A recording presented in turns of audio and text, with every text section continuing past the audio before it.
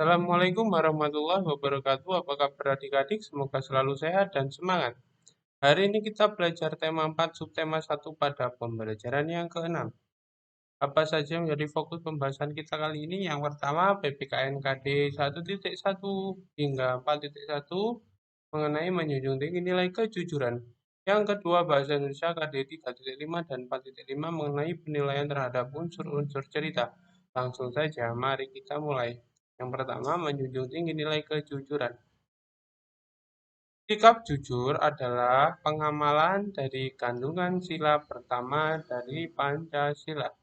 Jadi, Tuhan memerintahkan kita untuk senantiasa menjunjung tinggi akan sikap jujur dan kejujuran. Ya,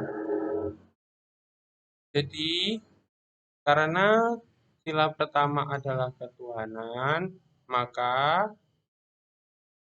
sikap jujur yang menjadi perintah Tuhan adalah kandungan dari sila pertama tadi. Ya, sikap jujur adalah perintah Tuhan sehingga dimasukkan ke dalam sila ketuhanan, yakni sila pertama. Seperti itu ya.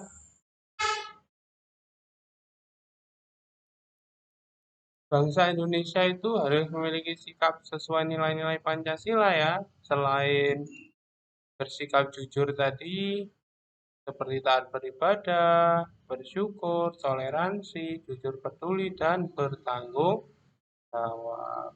Ini semua harus ada dalam diri kita ya, sebagai manusia Pancasila. Jadi Pancasila itu tidak hanya jargon, tidak hanya diucapkan, tetapi harus diinternalisasi pada diri kita, pada setiap perbuatan dan perkataan yang kita lakukan dalam kehidupan sehari-hari. Seperti itu ya adik-adik.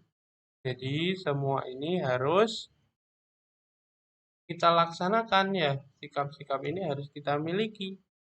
Sikap yang taat taat beribadah, ya, bersyukur, bertoleransi, jujur, peduli, dan bertanggung jawab. Ini semua harus kita laksanakan, harus kita miliki, harus kita internalisasi. Itu ya. Terus kalau kita bersikap jujur, apa sih manfaat yang kita bisa peroleh? Yang pertama, dipercaya orang lain. Jadi orang lain itu sudah ini ya, menghilangkan seperti autentifikasi gitu lagi. Nggak ada lagi eh, kalau seumpama mereka menyuruh kita, meminta tolong kepada kita, mereka langsung percaya dan yakin ya bahwa kita adalah orang yang jujur. Jadi mereka akan selalu mencari kita ya, seperti itu. Selain itu kalau kita berada di suatu jabatan, oke ya kalian ada yang jadi bupati, ada yang jadi wali kota, gubernur atau presiden atau menteri, semoga ya dan lain-lain. Kalian harus menanamkan sikap jujur. Kenapa? Kalian akan dipercaya oleh orang lain. Seperti itu ya.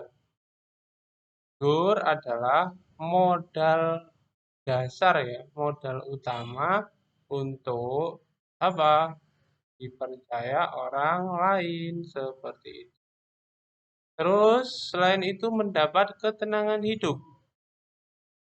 Jadi dalam kejujuran itu udah nggak takut lagi. Kenapa kan sudah berkata yang sesungguhnya, berbuat yang sesuai dengan peraturan. Kenapa lagi takut kan ya? Berbeda lagi kalau ada orang yang sukanya bohong, terus tidak melakukan peraturan. Pasti mereka kan bingung ya. Kenapa kok bingung? Dia gak jujur, dia merasa bersalah. Jadi hidupnya tidak tenang. Oleh karena itu, bersikap jujur agar hidup menjadi lebih tenang ya. Terus terhindar dari tindakan melanggar aturan, norma, dan hukum. Walaupun tidak ada penegak hukum ya, seumpama tidak ada polisi di depan lampu merah. Karena itu adalah hukum dan norma yang berlaku di Indonesia, kalian akan tetap patuh walaupun tidak ada polisi seperti itu ya.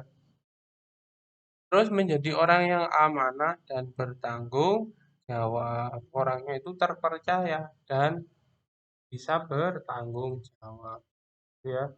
Jadi perilaku jujur harus benar-benar dimiliki oleh seseorang.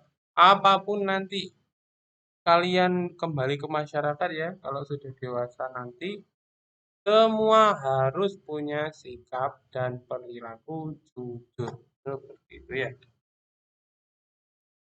Terus, seumpama kita tidak berperilaku dan bersikap, berkata dan berperilaku jujur, apa sih kira-kira dampak buruk yang mungkin kita peroleh? Yang pertama jelas ya, dijauhi sama orang lain. Orang lain udah nggak percaya, jangan dekat-dekat sama orang itu, jangan berurusan sama orang itu. Orang itu suka bohong, hati-hati, kamu nanti ditipu, seperti itu ya. Satu kali kalian menipu, akan hancur reputasi kalian ya. Maka jangan sampai berbohong. Jujurlah dengan bertanggung jawab ya. Terus terbiasa berbuat bohong. Ini berbahaya ya. Karena perbuatan bohong perbuatan yang tercela ya.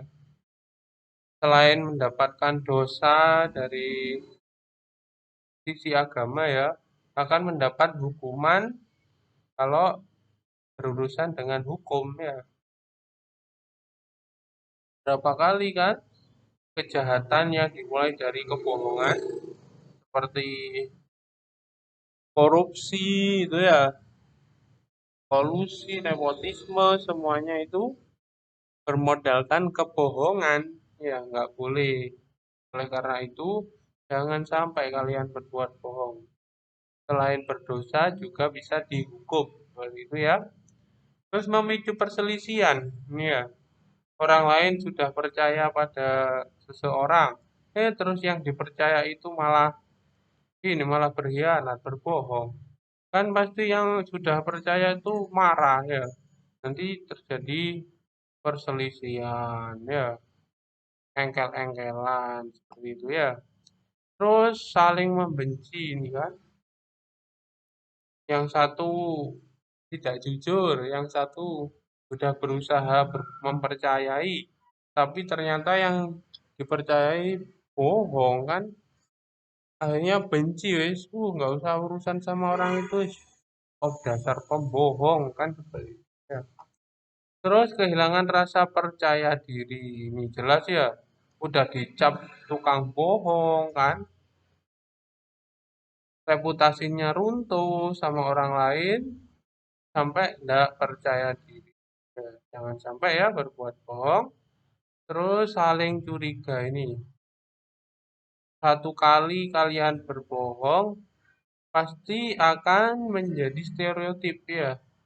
Akan menjadi branding kalian bahwa kalian itu pembohong atau suka bohong. Maka hindarilah sikap berbohong. Sikapnya harus jujur. Walaupun tidak bisa, kalian tetap mengerjakan soal dengan kemampuan yang dimiliki. Ya, tidak boleh mencontek.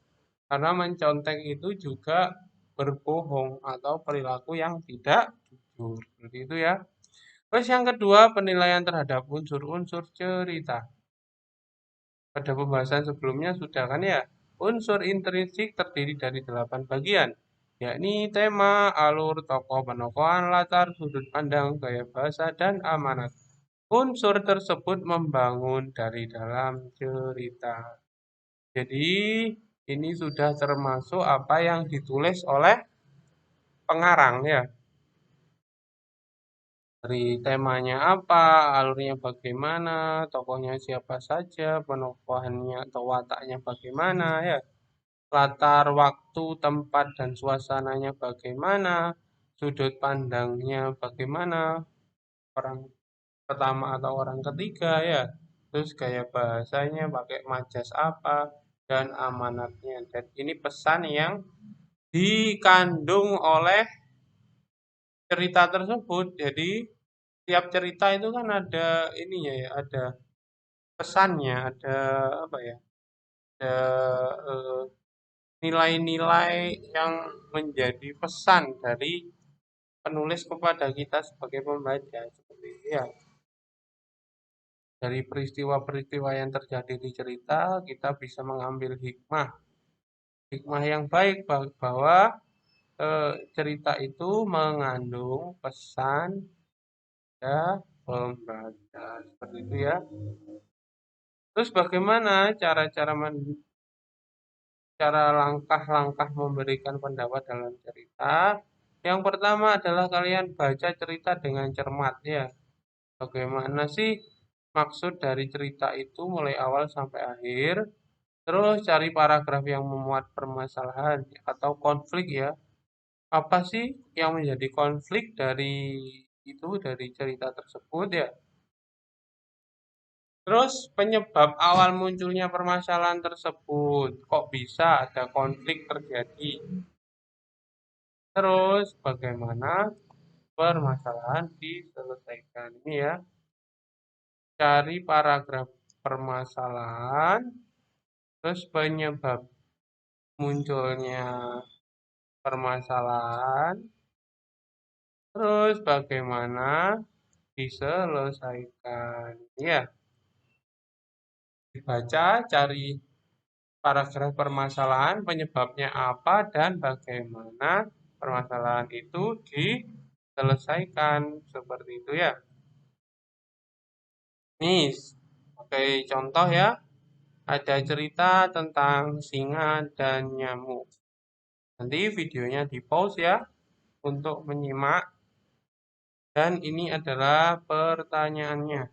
Mari berlatih ya. Siapa tokohnya, di mana cerita terjadi, apa yang dilakukan singa kepada nyamuk, bagaimana sikapnya, wataknya gimana, konfliknya apa ya. Terus pesan moral dalam cerita tersebut atau amanat ya. Seperti itu pelajaran kita hari ini. Apabila ada pertanyaan langsung saja melalui komen di Google Classroom atau melalui WhatsApp. Kurang lebihnya mohon maaf, semoga bermanfaat. Dan saya akhiri wassalamualaikum warahmatullahi